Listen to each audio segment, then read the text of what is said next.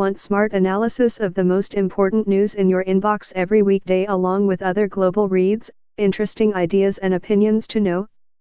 Sign up for the Today's Worldview newsletter. For just a moment around the new year, Iran seemed poised for something big. What started as a couple of scattered protests on December 8 over the cost of eggs quickly erupted into a countrywide movement.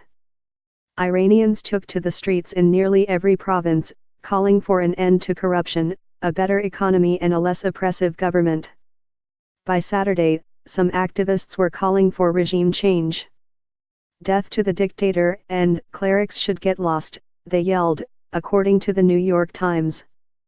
Others suggested that Ali Khamenei, the supreme leader, should let the country go. Some even burned a banner with an image of Khomeini. It was the biggest opposition movement to hit Iran since the Green Revolution of 2009, when millions of Iranians protested the re-election of then-President Mahmoud Ahmadinejad. Then, just as suddenly, things began to quiet down. Police arrested hundreds of protesters, and access to social media sites was suspended.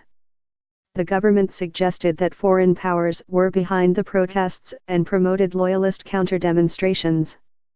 Reporters on the ground say the protest gatherings have ebbed, and Maj.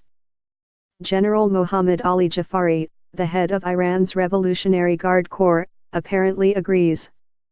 He said Wednesday that sedition has ended. With the help of God, he said, their defeat is definite. Whether that's the truth or simply a warning ahead of a tougher crackdown is hard to say. Last night, there were dozens of anti-riot forces at the nearby square. Now there are less than 10.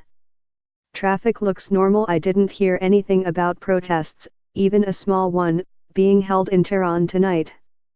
https://tco/8bcdadeo. Sadiq Gh Urbani, at Gorbani Sadiq, January 3, 2018. None of that, however, means the country's anger has been soothed. The protests could be the beginning of a longer period of unrest, one that could destabilize both the country's elected government and its theocratic leaders. The new protests are different from any since the 1979 revolution, noted Robin Wright in The New Yorker. They didn't start in Tehran, the cosmopolitan capital. The genesis was a small demonstration in Mashhad, Iran's second-largest city and its holiest site.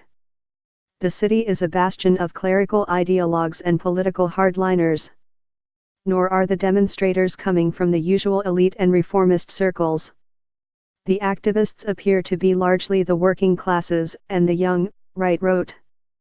So far, 90% of the arrests are youths under 25, the Deputy Interior Minister, Hossein Zolfagari, announced on Tuesday. Many of the young people who showed up were angry about their lot. Unemployment in Iran is about 12.7%, and the cost of basic goods jumped 40% in 2017. Some items, like eggs, even became more expensive out of terrible luck. A bird flu outbreak caused the country to kill 17 million chickens, which led to huge hikes in egg prices.